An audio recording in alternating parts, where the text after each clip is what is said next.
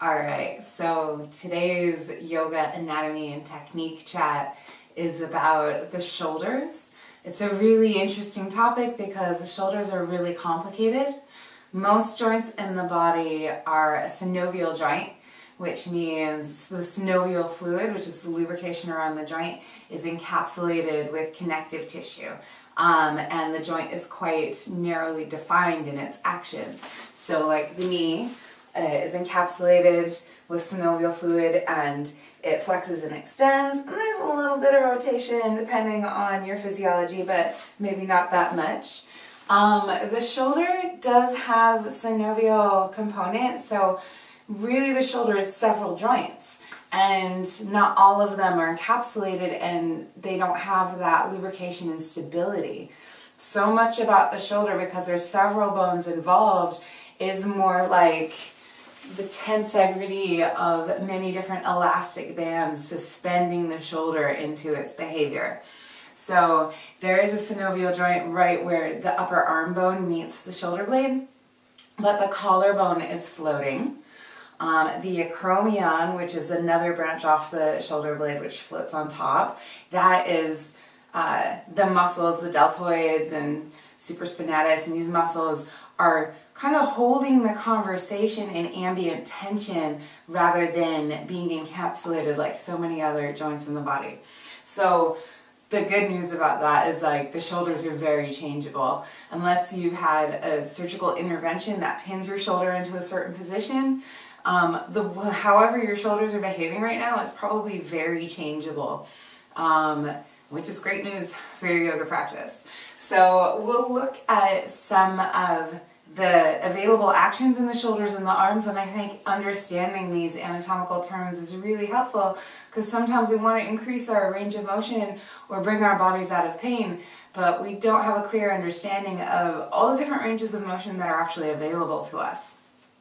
So bringing yourself to a long neutral spine, and first we'll start with grounding the hips, lengthening up, and making sure that the spinal conversation is nice and neutral.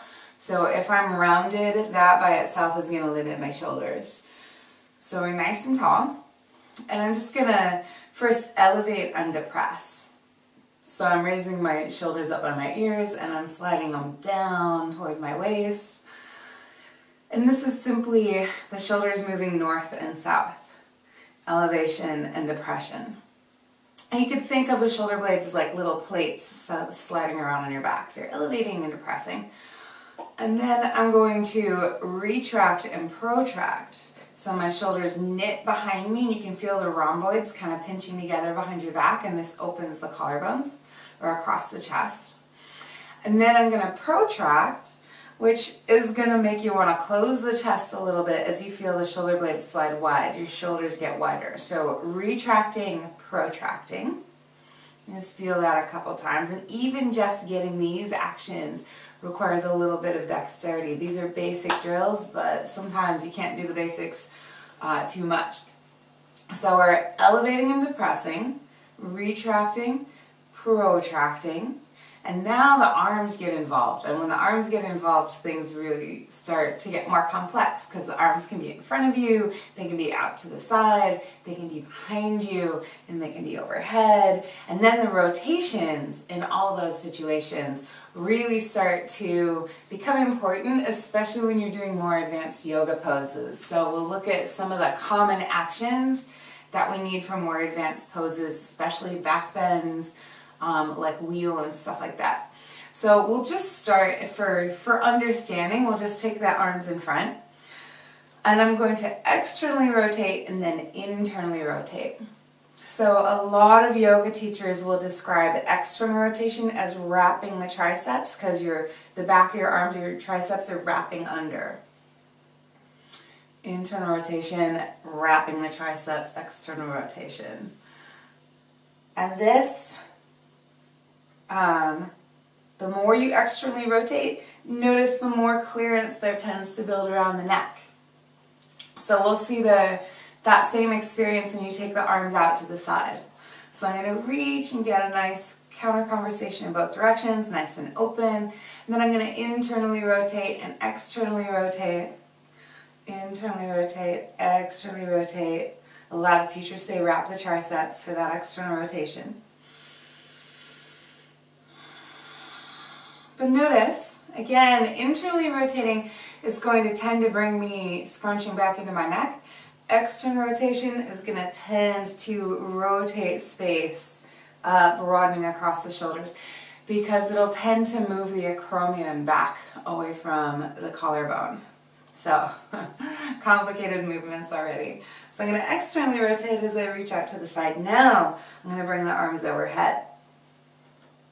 And again, I'm going to internally rotate and externally rotate. And it's pretty clear here which one we tend to use in our yoga practice. We're going to want, when we reach overhead, 99% of the time, we want to externally rotate, because that wrapping of the triceps around as you bring the outer shoulder forward, it tends to clear the acromion away from potential compression in the top of the shoulders.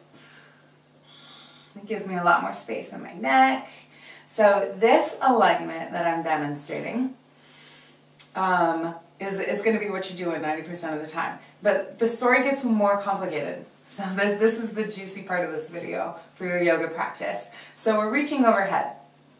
And I'm going to elevate and depress while I reach overhead, just for experimentation's sake. And then I'm going to retract and protract while I'm reaching overhead. You can feel the shoulders going wider and the shoulders pinching back behind you. And then you can rotate the arms. So external rotation, internal rotation. And depending on how your dexterity and past injuries and how well developed your shoulders are, you're going to be able to control those three major recombinations to more or less effect. The more practice you get, and knowing that the shoulders are super changeable, because there's very little about them that's set in stone, the more you're going to be able to expand those things. So let's take a couple of key poses and the actions that we want in them. So we have elevation and depression, retraction and protraction, and then the rotation of the arms. Yeah? And 90% of the time when we reach overhead, we want to externally rotate. Yeah? But we still have two things to think about. Are we elevating or depressing? And are we retracting and protracting?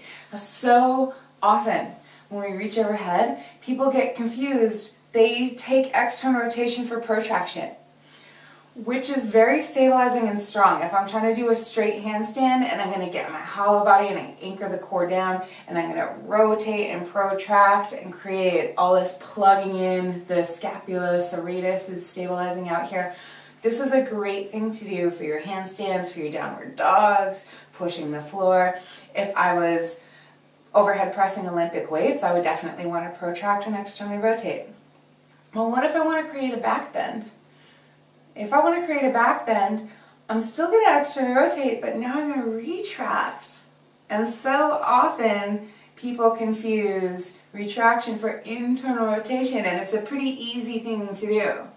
But notice what happens. If I'm reaching overhead, if I retract and internally rotate, I'm going to bend my elbows for the sake of display. Notice how my elbows are now popping out to the side. I'm no longer wrapping my tricep.